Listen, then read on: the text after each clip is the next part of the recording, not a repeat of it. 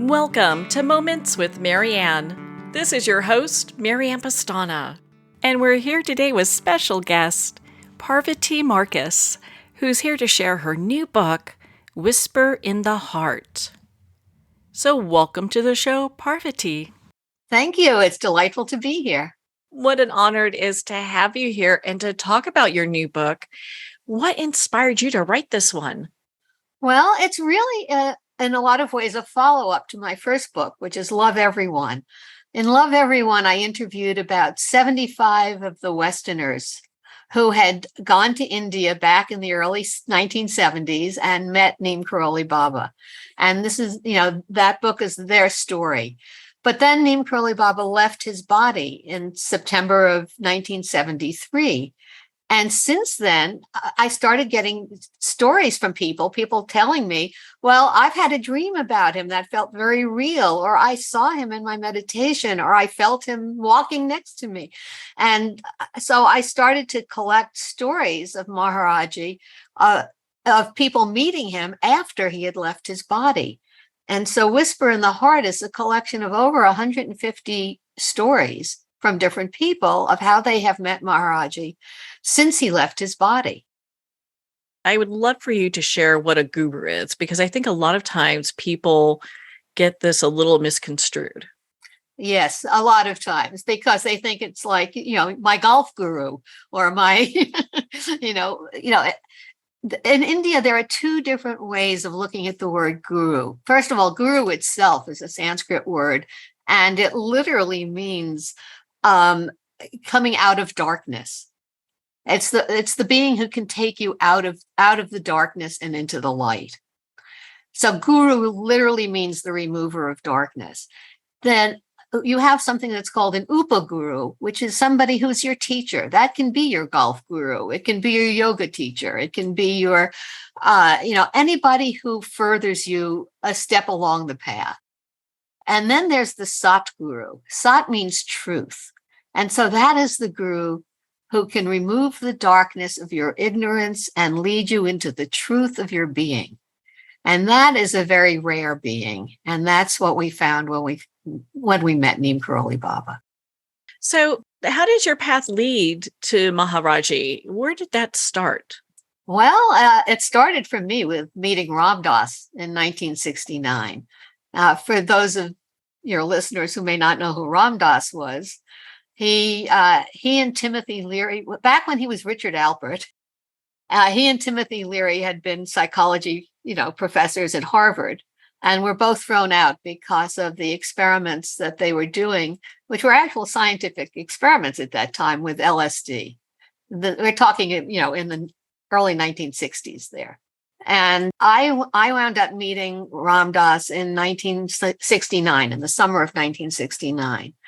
I had been hanging out with a group of my first hippies that I ever met and had taken my first trip.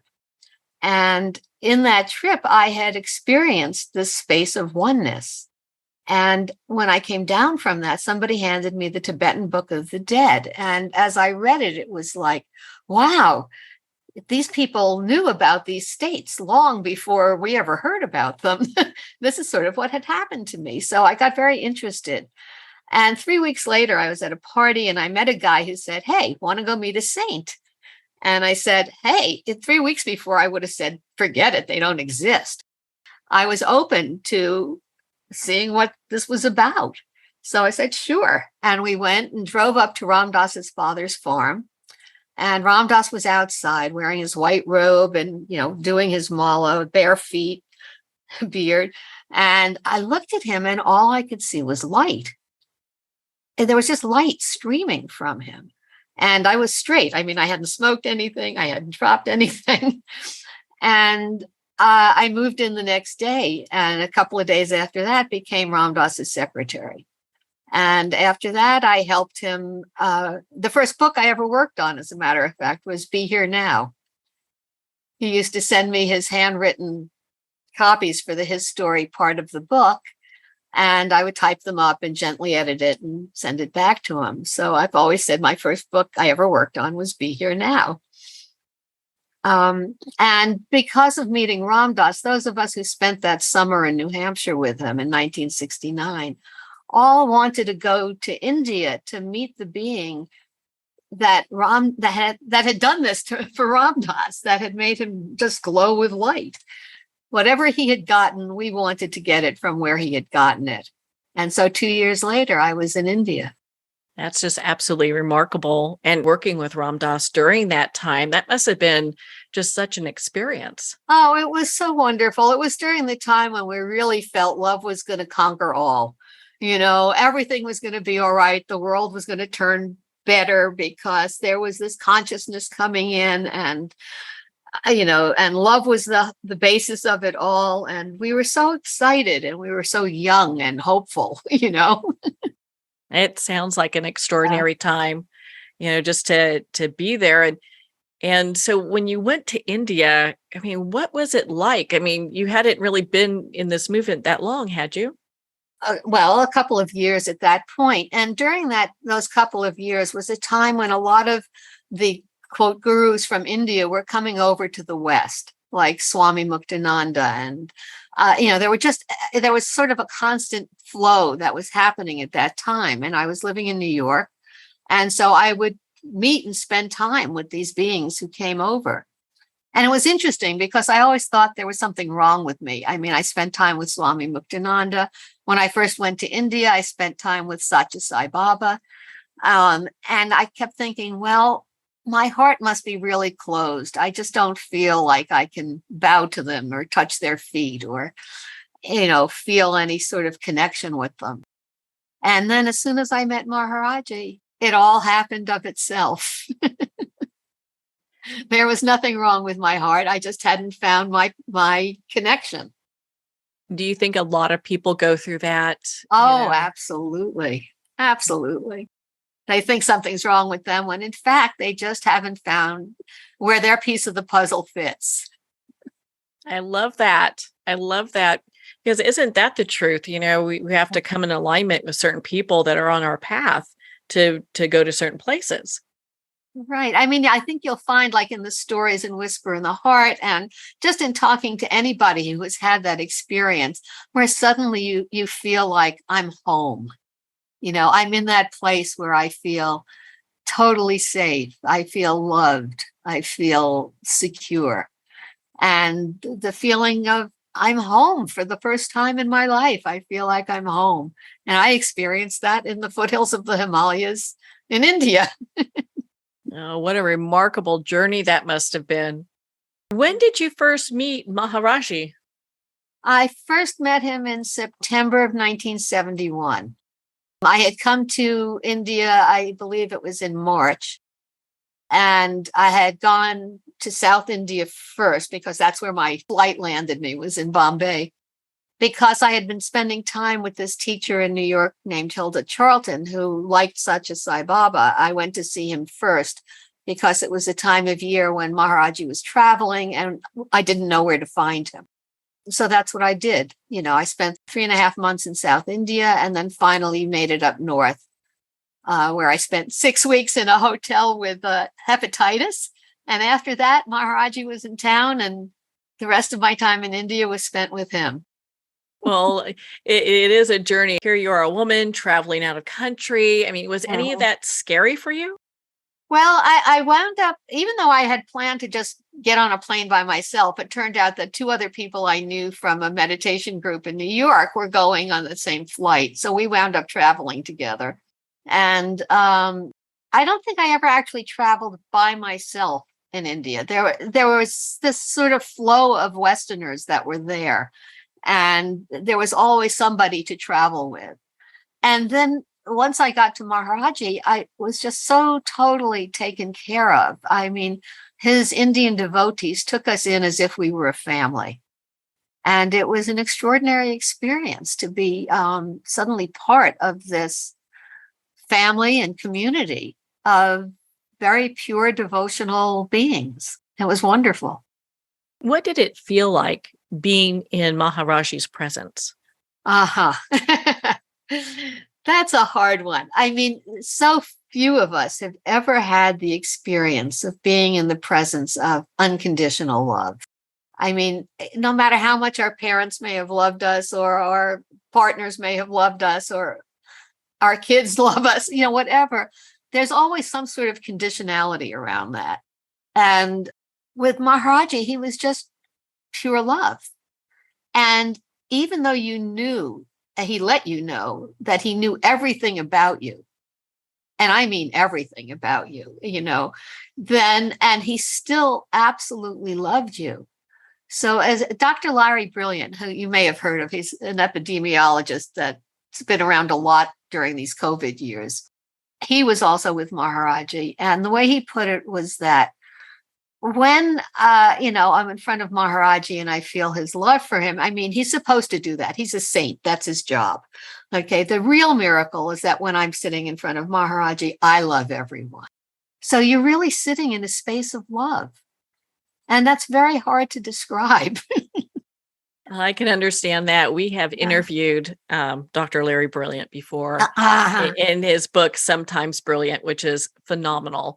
Brilliant book. Yes. Yes. And to hear his journey is just as it is with yours. It's just so fascinating to get to the places that you have gone to. I mean, many people go their whole lifetime and don't feel that deep connection of unconditional love at all. Oh, I know. It's truly, pure grace is the only way I think about it, and that, and just really good karmic connections. Good job. Yeah. And, it wasn't all bliss. People think, I say, well, it was sitting in a space of love, but it wasn't just blissful. I mean, I spent a lot of time crying down by the river, because when the light is that bright, any sort of darkness within you sort of looms really large. You're constantly feeling this need to get pure, to be able to empty out more of your stuff so you can hold more of that light, so you can let more of that light throughout you. You talk about also, initially you felt like you had a small cup. Right. And I was really touched by that, because I think a lot of people can relate to that. Mm. It was just an extraordinary experience. I wish I could explain it in a way that people can relate to. I mean, one of the ways that, I knew that Whisper in the Heart had to be written was because I actually first met Maharajji before I got to India. What had happened was that after that summer I spent with Ram Dass, and I went back to live in New York and started working for an advertising agency so I could make some money so I could go to India. Ram Dass had given me this little black and white photo of Maharajji and, these New Hampshire wooden malas. So I had my mala and I had my little picture of Maharajji. And I sat in front of that picture saying a mantra, basically, which was, I'm scared and you've got to help me. It was a time of year when Ram Dass was off at Lama. Lama had no phones. I couldn't get in touch with anyone. I hadn't yet met the woman who would be my meditation teacher. So I was really sitting alone with this fear. And so I reached out to Maharajji. I don't know how long I sat in front of that picture saying, I'm scared and you've got to help me. But pretty soon the picture dissolved in like this blue light, and I could see Maharajji moving behind it. And it just lasted for a few seconds, but it was enough for me to lie down, and then everything was okay. Needless to say, I got a larger picture of Maharajji after that.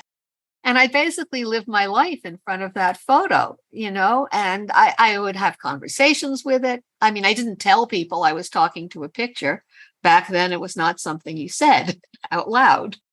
But when I finally got to India, one of the first things Maharajji said to me was, you used to talk to my picture all the time, he said. You asked many questions. So I knew, in fact, that he had been there, that I had connected to him through that photograph.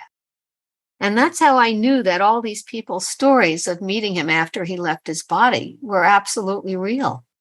It was because I had met him that way. What a remarkable encounter you had. And it just helped you at that time, but also to get that confirmation It must have given you a lot of just peace in your heart. Oh, absolutely. But that's what I meant about he literally knew everything about you. He knew that I had been talking to him in his picture. I remember one day when a friend of mine had her toast had burnt that morning for breakfast, right? And she hadn't offered it to Maharajji, which she was used to doing, was offering all her food to him before she ate. And when she got there that day, Maharajji looked at her and said, "You didn't offer me your toast this morning." Now, that's what he picked up on, or that's what he said out loud, whereas she had also had a real fight with her husband that day. And he didn't mention that, but you knew he knew it. I mean, if he knew about the toast, he certainly knew about the fight. So that's what I mean about knowing. And he always did it in sort of a kind way that you understood what he was talking about, but no one else necessarily did. So what was life like in India? What was Oh, it I was in India for a year. That was all my visa allowed. I mean, a lot of people who stayed longer than that either threw away their visas or managed to get some other form of extension that I didn't know about. Here you are with Maharajji, you're in India. What was life Mm. like on a daily basis for you? Well, on the days that we were with him, I mean, periodically he would send us away for a week or whatever, and we would go do something else, like take a meditation course with Goenka, or go sit on a houseboat in Benares or things like that. So there was a lot of sort of side trips that way. But on the days that we were with Maharajji, we were staying mostly in a hotel that was run by his devotees in Nainital, which was about a half-hour bus ride away from the temple where Maharajji was. Now we would get to the temple, and if he was out sitting outside on the tucket on his little platform, we would just go and sit with him, and he would talk and throw fruit. He never taught. I mean, he never lectured. He didn't do anything like that. It was purely the path of bhakti yoga, of devotional yoga. It was not a mind thing. He said, people asked about meditation. He said, "Yeah, if you want to do it, go ahead." But there were no rules. There were no things we had to do. We hung out, and sitting in front of him, you just couldn't take your eyes away. It was sort of like so compelling. It was such a powerful experience just sitting there and going through whatever you were going through in your mind, but feeling that you were sitting in this soup of love. And, we would be served lunch. We would be sent to someplace in the back of the temple to rest for a couple of hours after we ate. Then we would be called back down again to be with Maharajji again. And then when the last bus to Nainital would come, he would say, "Jao, last bus." We'd get on the bus and go back to the hotel. What a great experience that must have been. You often hear about people being in his presence, feeling that way as well. Absolutely. I mean, we basically, when we weren't with him, we were basically sharing stories of what we were going through with him. It was, or we would listen to the Indian devotees who had spent, 40 years with him at that point, and hear all their stories over and over again. A couple of the books I edited early on were Dada Mukherjee's books, By His Grace and The Near and the Dear.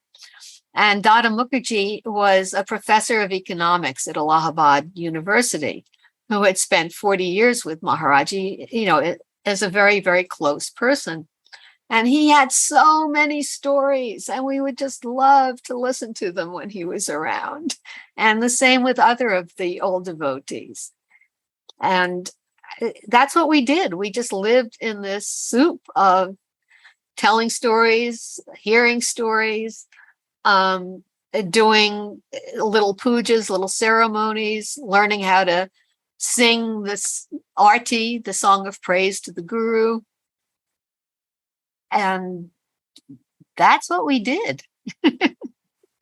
What was it like coming back after being in that type of Oh, environment?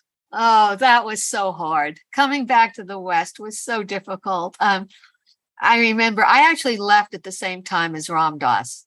The whole time I was there was during the time of Ram Dass's second trip to India. And there were 8 of us that left together. And one of the places the plane stopped in London. And I remember we had a day or two in London before our flight to the US. And I remember, we had all been in India for at least a year. And we're standing on a street corner in London, and this is 1972 now. And the women are walking around wearing hot pants, like these satin neon green hot pants. And we hadn't seen above a woman's ankle in a year. And it was just like horrifying. Oh my God, what are they wearing? And then going into a grocery store and going, oh my God, cheese, we can eat cheese. But coming back to the States was really difficult. And in the beginning, we sort of clung in a group, to like preserve what we had before we realized that there was nothing that was going to chip away at that basic connection that we had to Maharajji. That distance really wasn't going to make a difference. That must have been very comforting to know that you could still have that soul connection. Well, after. In the beginning, of course, I came back in 1972. We always thought, well, we'd come back to the States, we'd get healthy again, we'd, make some more money and be able to go back to India and stay for a longer time with Maharajji. And then, of course, a year later, he left his body. And that was a total shock. We really felt like he was eternal. And that was a very difficult period of time after he left his body, because that was such an unexpected loss of that connection that we had made externally. And now we really had to dig to make that connection just internal.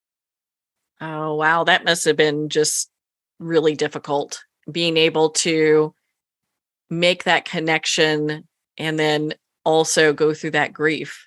All right. Krishna Das talks about it a lot. About how he went through 10 years of total depression following Maharajji's death.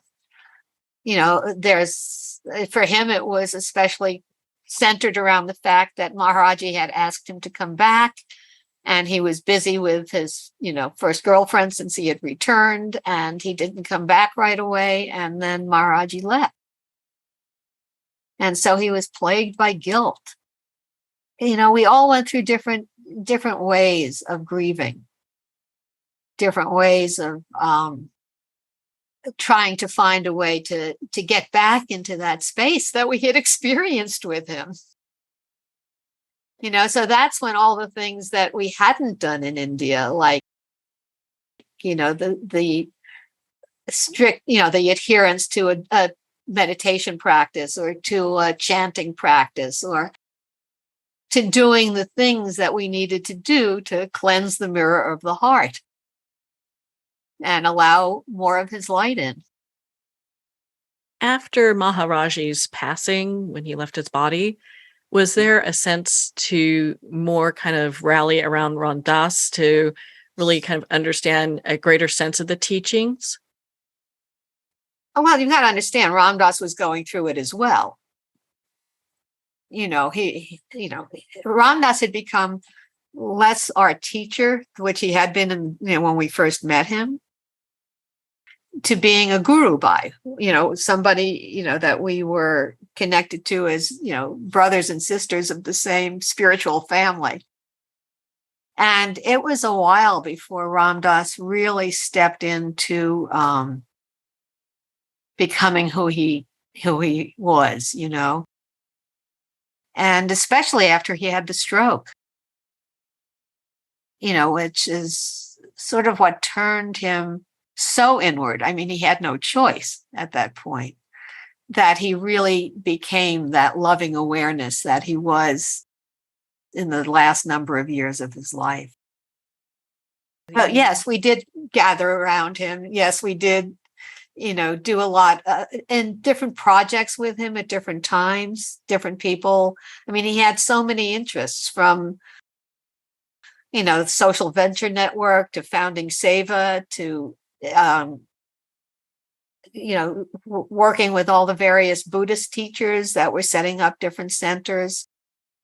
It's been a long journey of sort of bringing the Eastern consciousness into the West. Was it Maharajji that actually told Dr. Larry Brilliant to go and work on a cure? Well, not a cure for smallpox. It was part of the whole WHO, the World Health Organization campaign to eradicate smallpox. And India was the last holdout. And Maharajji sent Dr. Larry 17 different times to get his job there. Dr. Larry kept saying, "They don't want me there, Maharajji." Maharajji would say, "Turn around and go back." Keep going back. 17 times it took before he actually got his job with WHO. And I bet they were very grateful for that afterwards. I'm sure. Such a turning point there. With that. My goodness, you have so many stories in this book. What is one that you'd like to share with us? Well, of course, there are some really spectacular stories, where Maharajji really shows up, like this woman in France who was had been very suicidal. Her life seemed to be crashing down around her. She took a bunch of pills, went to bed fully dressed, and then surprisingly woke up. And when she did, she saw that her front door was a little bit open, and she remembered having closed it, and so she went to the door to see what was going on, and she found this, quote, tramp lying at her doorstep covered with a blanket. And she didn't know how he had gotten past security or anything. And he looked at her and he said, "Go sing," sort of in a rough voice. And she shut the door and she went to her computer and went to YouTube, where she usually listened to classical music. And instead of classical music, what popped up on her screen was Krishna Das. I mean, she didn't know who he was. And behind Krishna Das was this big picture of Maharajji. And she looked at it and she says, "Oh my God, that's the tramp at my front door." And she went to get an orange to go give it to the tramp, and he was gone. But because she had seen the picture and seen Krishna Das, she got involved in the whole thing, and it totally changed her life, turned it around completely. Now, that's one of the more spectacular ones. I happen to like a lot of the sort of small stories. Let me see if I can find one I know there's so many great ones in your book to share with you. Just the way I had cried for help to Maharajji's picture when I was going through that trip and I had seen him. I mean, I have a section of the book that's basically a cry for help. And I'll read this story. It's a little over a page long. And Val Cheney is Pete Holmes' wife. Pete Holmes wrote the foreword to the book, which is just absolutely delightful. His sense of humor is just marvelous. And his spiritual understanding is quite amazing. Anyway, this is Val's story. She goes, "I came to the retreat in Maui because I love Ram Dass. I understood that what Ram Dass was transmitting was Maharajji, but he wasn't in the forefront for me. I saw him as maybe the same thing as Christ, which was the narrative I grew up with. I was able to access it through Jesus. I had the same kind of upbringing Pete Holmes, my husband, did. Very fundamental Christian. We had pictures of Maharajji in our house because of Pete. I would look at the pictures, but I wasn't really interested in engaging in a relationship with him. I didn't know how I felt about it all. When I saw that big picture of Maharajji at the retreat, I got it. But I wondered, am I just trading Jesus for Maharajji? I called him Maharaj Jesus. When we came to the retreat, our daughter was 8 months old. When she was 4 months old, she had had a bad UTI with a high fever, and we had to go to the emergency room. She had to get a catheter put in multiple times, and I worried that it was traumatic for her. It was traumatic for us, too, the hardest thing I've ever gone through. When we came to the retreat in May, she was acting exactly how she had when she had the UTI, with the exact same symptoms. I fell apart. I knew the way you know when you're a mother what was happening. I was rocking her, and she was doing this heavy breathing that she had only ever done from the pain of the UTI. Pete was out swimming in the ocean, so I was alone with her, trying to get her to sleep. Her body was so tense. She was doing that breathing, and I couldn't get her to relax. I was crying. It suddenly occurred to me to ask Maharajji to intervene. I was very specific. I remember saying, all right, Maharajji, this isn't a test. You don't have to prove yourself. That's not what this is. But here I am. I'm here at this retreat, and you're on my mind. And so if you could help us out with this, that would be great. But it's not a test. That's a big Christian thing. Don't test God. But it's also that I didn't want it to be like, this is your chance to prove yourself, and then I'll be in your camp. As soon as I said those words to Maharajji, instantly her whole body relaxed, and she gave this deep exhale. And I knew, just like I had known that it was a UTI, I knew in that moment it was gone. And it was. There was no sign of it after that. I came out of the room and saw Pete in the ocean, and we had a beautiful swim. I was crying, and I told Pete what had happened.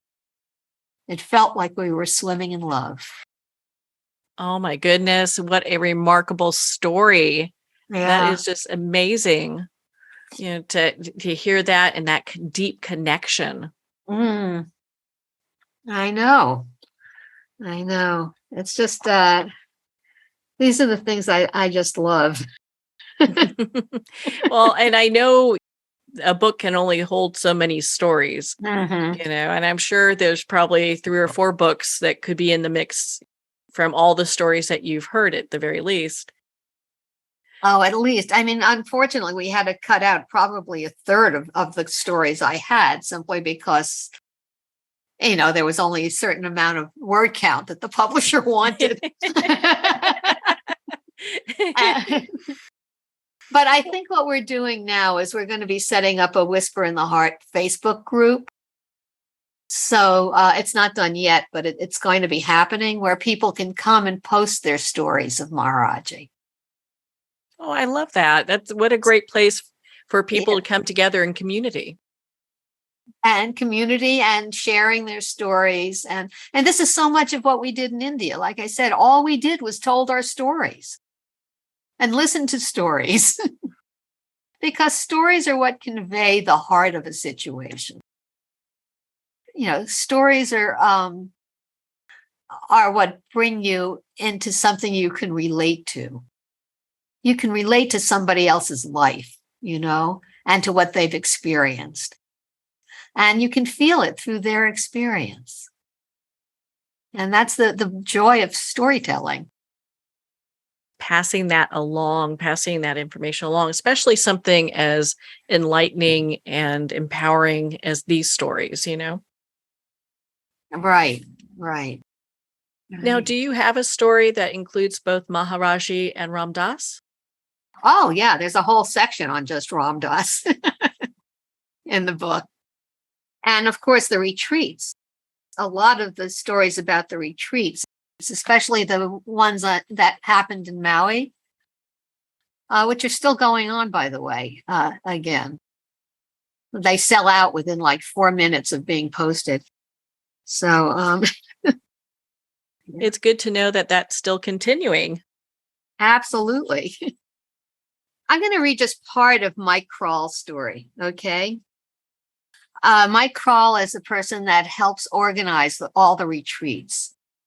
And he used to work for Bose Corporation. So he somehow got, everybody assumed he knew how to deal with wires and sound. So let me just read this last part of his story. Maharajji's finishing touch for me was a public Robert Swoboda event I organized for the Center of Spiritual Studies. I could tell that there really wasn't a lot of synergy between Ram Dass and Robert. Every volunteer that I had lined up fell away for that night. The guy that was supposed to do sound that night bailed. And it was assumed that because I had worked at Bose, I knew everything there was to know about audio.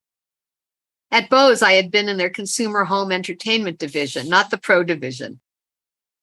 I knew what a mixer was, and I could figure out how to work the XLR cables, but I had never dealt with them firsthand before. One of the things you learn in the Bose home hi-fi division is that you don't want any wires showing.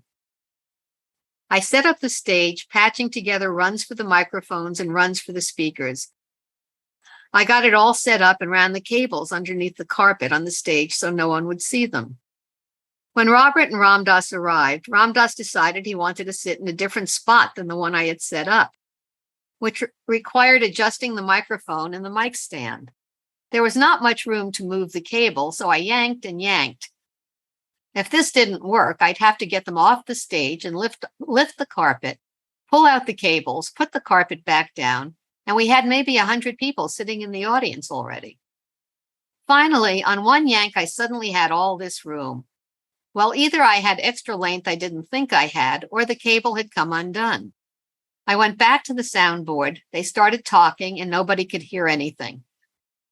I finally got Robert's mic working through the mixer, but I couldn't manage Ram Dass's vocal.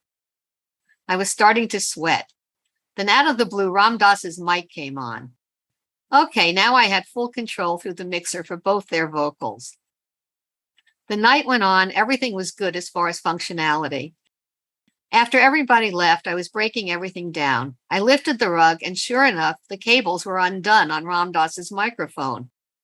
But it had worked. How had it worked without the cables connected? We had a picture of Maharajji above the stage.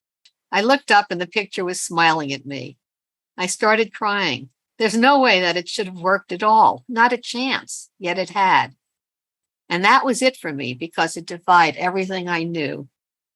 I love that. I love that because it really does make a point. It's like, how does that even work? Right. How does that come together? That wasn't really about Ram Dass. I'm sorry. I happened to run into that one, and I like that story. No, that's okay. And I'm glad that you did. I mean, what a fabulous story.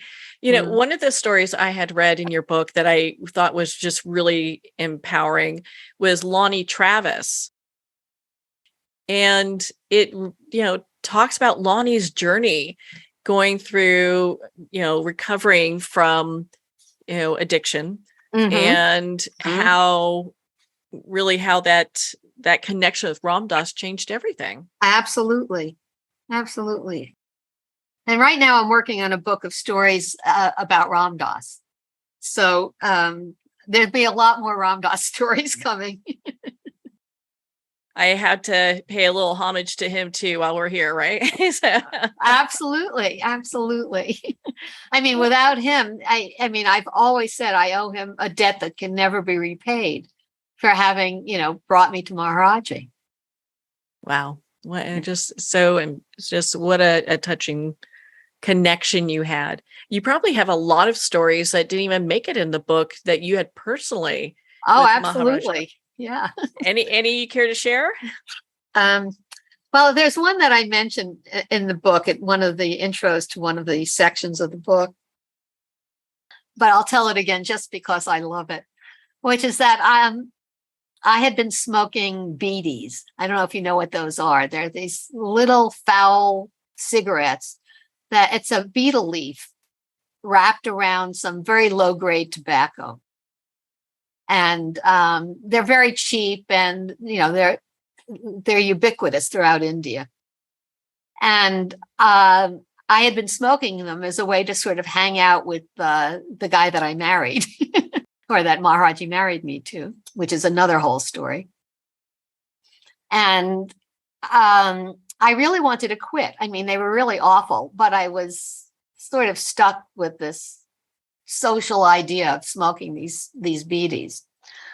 And I came into the ashram one day, and Maharajji looked at me and he called me over and he said, "Stop smoking bidis." And then he said, "I'm the CID of the heart." The CID is the Indian equivalent of the CIA. So in other words, he knew my heart. He knew that I wanted to quit. So he told me to quit. I gave away my pack of bidis. And after lunch, he called me back up and congratulated me on having stopped smoking. So that it was like instant reinforcement. How, he just knew. He knew what you wanted to do and what you wanted to overcome. Right. As he said, he's the CID of the heart. Well, at the end of every chapter, you have these written letters. What are those? They're not at the end. It's just that some of the stories in the book were not done through interviews. Some of them were letters that had been written long ago to, back in the snail mail days, to either Ram Dass or Krishna Das.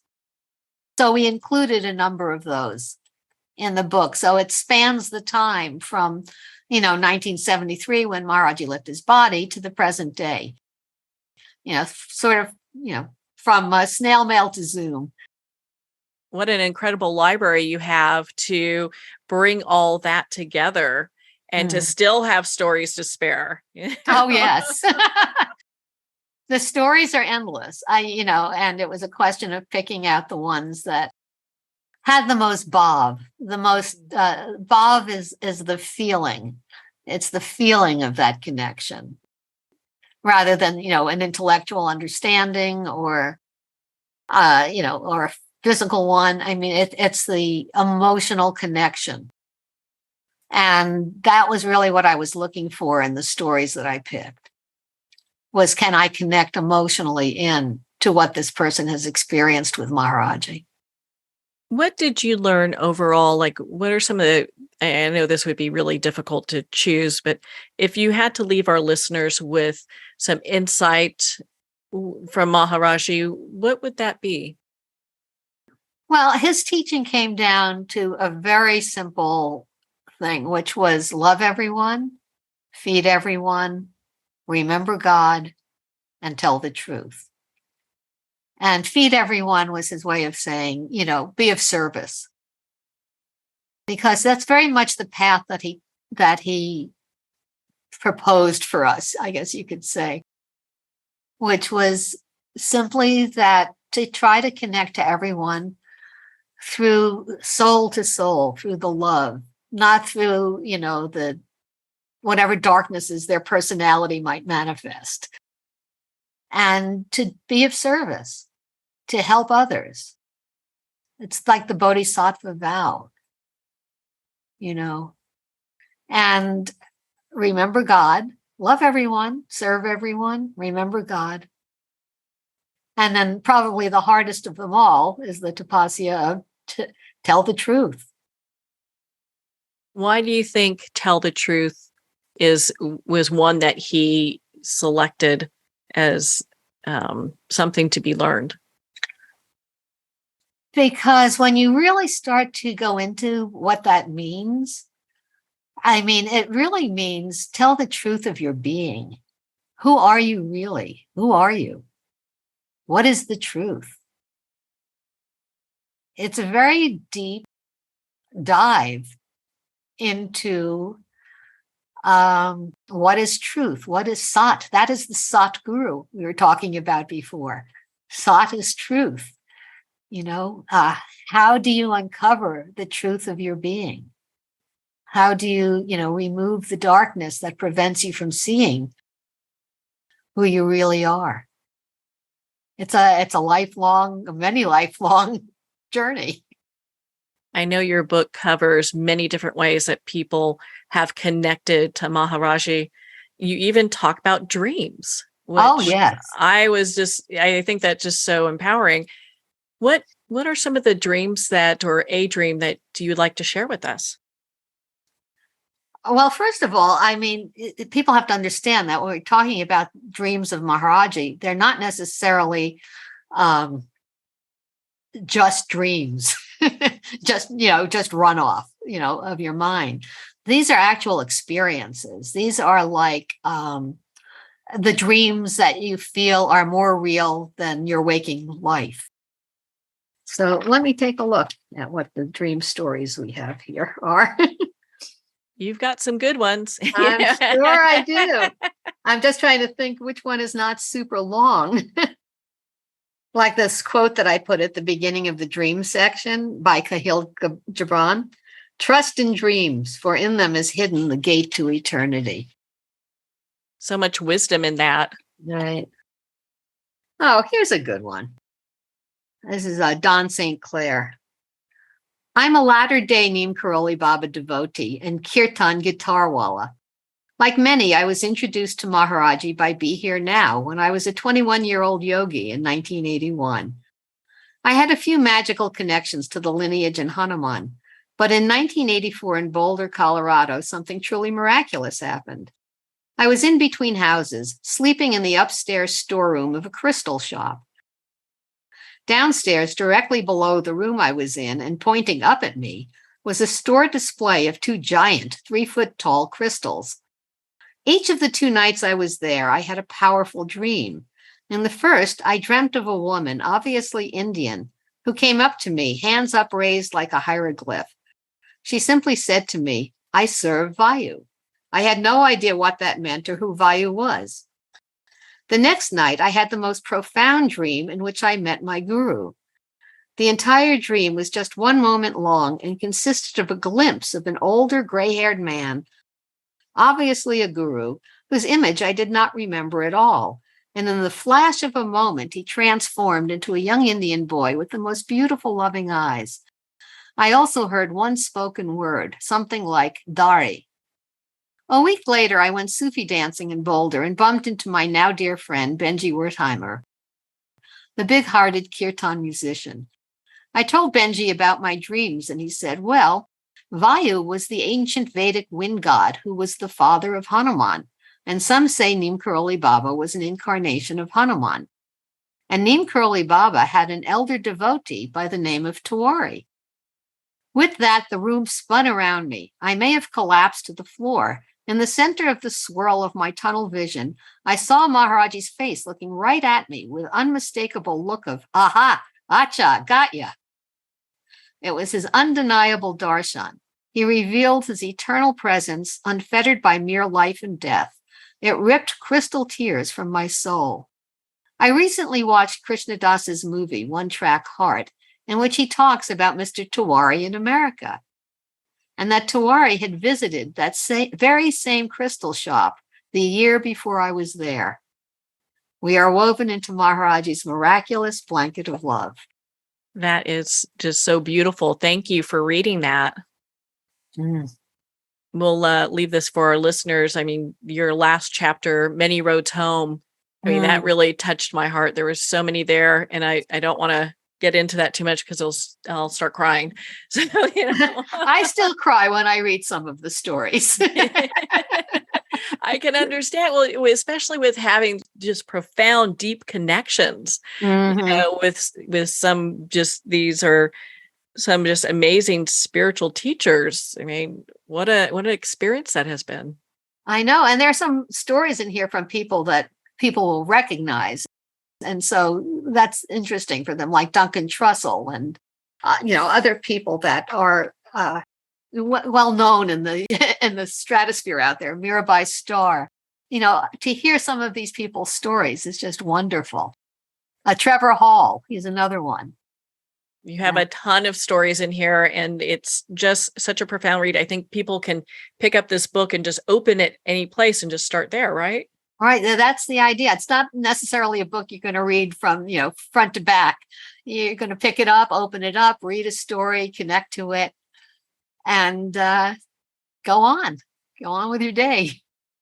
Well, Parvati, it's been such an honor to spend this time with you. Where can our listeners connect with you and be part of your community?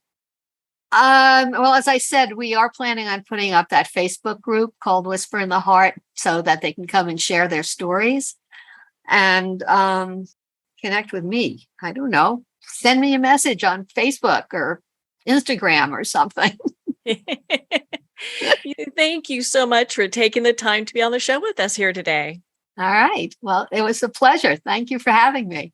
Well, thank you, Parvati. It has been such an honor to spend this time with you and to talk about your new book, Whisper in the Heart. If you'd like to connect with Parvati, you can at her website, parvatimarkus.com, for more information.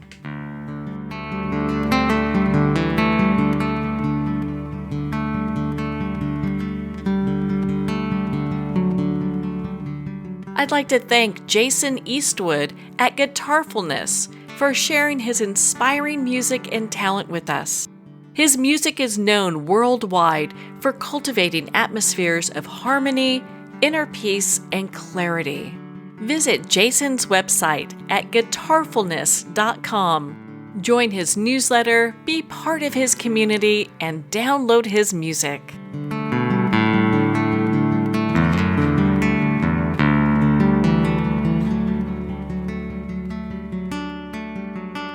Well, we're at the end of our time today. I'd like to thank everyone for tuning in. You've been listening to Moments with Marianne, where we make every moment count.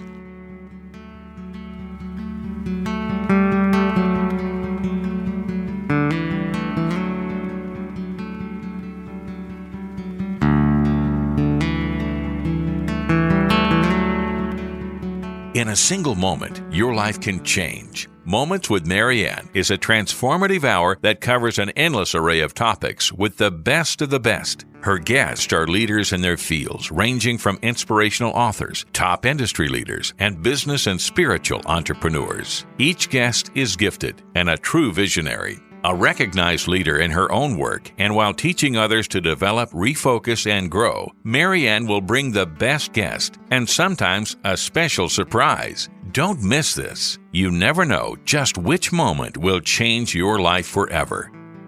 Make sure to tune in and visit momentswithmarianne.com for more information.